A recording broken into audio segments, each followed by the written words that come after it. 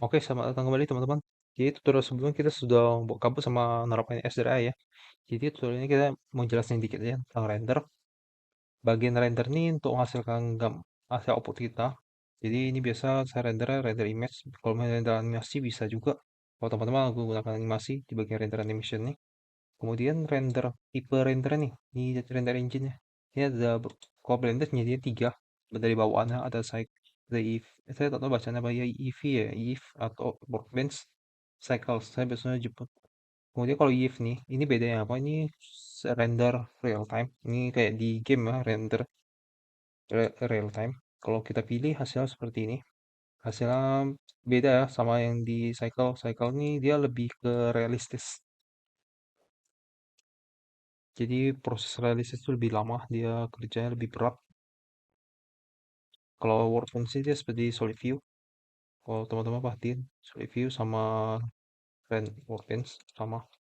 Oh ini gunain biasa render nih kalau lagi render demo mau liatin bentuk 3D tanpa ada tekstur. Nah, biasa orang biasa apa 3D artist biasa gunain workbench. Kemudian ada yang kita gunain site nih, cycles. Cycles ini real apa? Lebih yang realistis ya. Jadi kalau misal kita gerakin dia titiknya ini emang cycle sama gini. Kemudian mana pati nih, dia ada dua tipe sampling. Kalau di Blender Advanced ini kita abaikan dulu. Dia ada viewport sama render. Kalau viewport ini saat kita gunakan nih, ini render viewport nih. Ini saat ini render saat di viewport saat di workspace kita lagi kerjain nih viewport.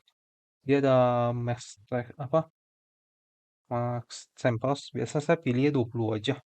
20 sudah cukup ya. Kalau misalnya saya pilihnya 1024 itu terlalu berat karena dia mesinnya harus kerja terus nih sampai ini kedetailannya. Samplesnya biasa kedetailan untuk nilai saya belum tahu pasti ya kedetailannya harus seberapa ya.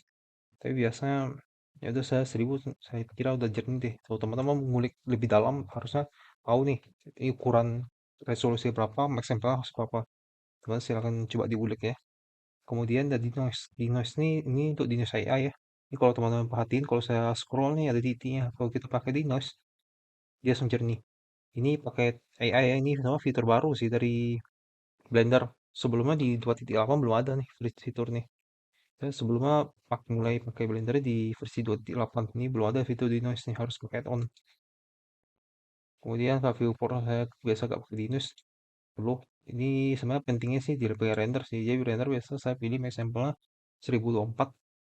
Kemudian saya centang di noise-nya jadi pas di render di noise-nya tuh noise titik itu hilang gitu. Saya save kalau untuk render teman oh ya sebelum tuh resolusi.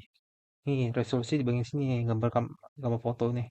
Dari resolusinya saya pilihnya 1020 kali 1080. Ini resolusi biasa pakai kalau misal teman-teman lagi kerjain suatu project kemudian teman-teman ingin nampil hasilnya perlu terlalu besar. Pilih aja 1280 dikali 720 itu udah cukup kan. Dan hasilnya juga gak cukup untuk dilihat keseluruhan.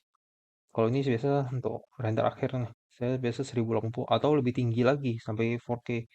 Tapi 1080 udah cukup. Ya untuk render, teman-teman pilih render, kemudian pilih render image 12 atau shortcut F12 nih.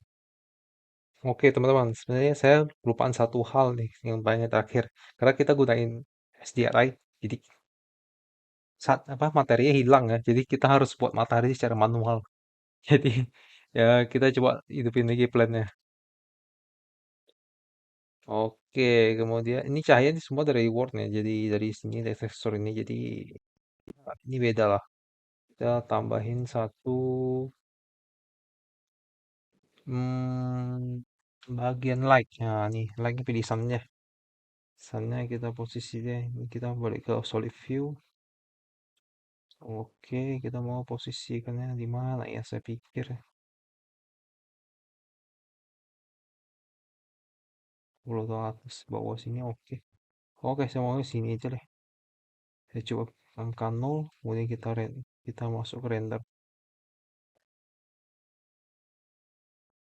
Ini sunnya masih kurang ya, harusnya 10.000. Oke, ini sudah oke. Coba 20.